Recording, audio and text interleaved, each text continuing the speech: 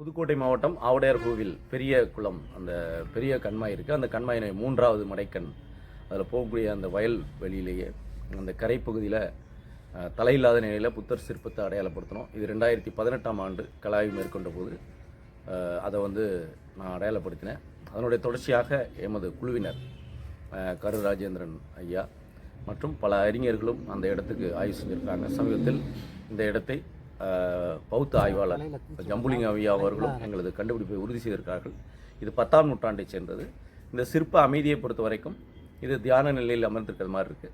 இதனுடைய தலைப்பகுதி இல்லாதனால அந்த பிரபையினுடைய பக்கவாட்டில் இருக்கக்கூடிய பின்பகுதி உடைந்த பகுதி இருக்குது. மேலாடை மார்பு ஆடை இருக்கிறது. இது வலது கையை மேல் நோக்கி பார்க்குற அளவில் வைத்து தியான கோலத்தில் அமைக்கப்பட்டிருக்கு. இது அமர்ந்த நிலையில் இருந்தாலும் இந்த கையினுடைய ஒரு பகுதியும் காலினுடைய ஒரு பகுதியும் சிதைந்த நிலையில் இருக்குது. எது எப்படி இருந்தாலும் புதுக்கோட்டை மாவட்டத்தில் கண்டுபிடிக்கப்பட்டிருக்கிற இது 3வது சிற்பமாக இருக்கிறது. ஏற்கனவே கரூரில் ஆவுடையார் கோயில் பகுதியில் இருக்கக்கூடிய கரூரில் அடையாளப்படுத்தப்பட்டிருக்கிறது. வன்னிச்சிப்பட்டினம் மணமேல்குடி அருகிலே வன்னிச்சிப்பட்டினத்தை ஒரு சிற்பத்தை முன்னாள் உதவி இயக்குனர் அருங்காட்சியகம் ஐயா ராஜாமுகமது அவர்கள் கண்டுபிடிச்சாங்க. தற்போது இந்த 3வது சிற்பம் புதுக்கோட்டையில் ஒரு பௌத்த மதமும் செழிப்போடு தான் இருந்தது என்பதை வெளிப்படுத்துவதாக இருக்கிறது. இதில் மற்றொரு சிறப்பு, இதன் அருகிலேயே பொன்பேற்றி என்கிற இடத்தில் வீரசோழியம் எழுதிய புத்தமித்திரர் இருந்த இடமும் இருக்கிறதுனால இது கூடுதல் கவனம் பெறுகிறது. பல்வேறு ஆராய்ச்சிகளுக்கு இது ஒரு தொடக்க புள்ளியாக இருக்கும். புதுக்கோட்டை புத்த வரலாற்றில் இது ஒரு வெளிச்சம் பாய்ச்சுகிற கண்டுபிடிப்பு. ஆமணிகண்டன், புதுக்கோட்டை தொல்லியல் ஆய்வுக் கழகம்.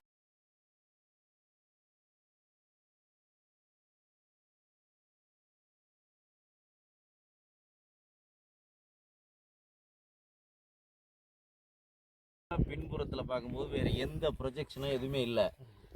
என்னன்னா வலுவலுன்னு இருக்குது. இது இந்த ஒரு சீட்டிங் அமைப்பு காமிச்சிருக்காங்க. இந்த பக்கமும் உடைந்து போன அந்த பகுதி இருக்குது. அப்போ அந்த தலையை சுற்றி இருக்கக்கூடிய பிரபாவலயம் இது ரெண்டும் இருந்திருக்கிறதுக்கான அந்த பின் அடையாளங்கள் மட்டும் இருக்குது, வேறு எதுவும் இல்லை. உடைந்த நிலையில் அமர்ந்த நிலையில் தியான கோலத்தில் உள்ள தலையில்லாத புத்தர் சிலை. ஆமாம், புத்தர் சிலை நம்ம எப்படி சொல்கிறோம்னா, குறிப்பாக புத்தர் சிலைக்கு இருக்கிற அந்த தலையில் தீச்சுடர்லாம் இதுக்கு தலை இல்லாதனால அதில் பார்க்க முடியாது. மேல் ஆடை, மார்பில் மேலாடை தெளிவாக தெரிகிறது.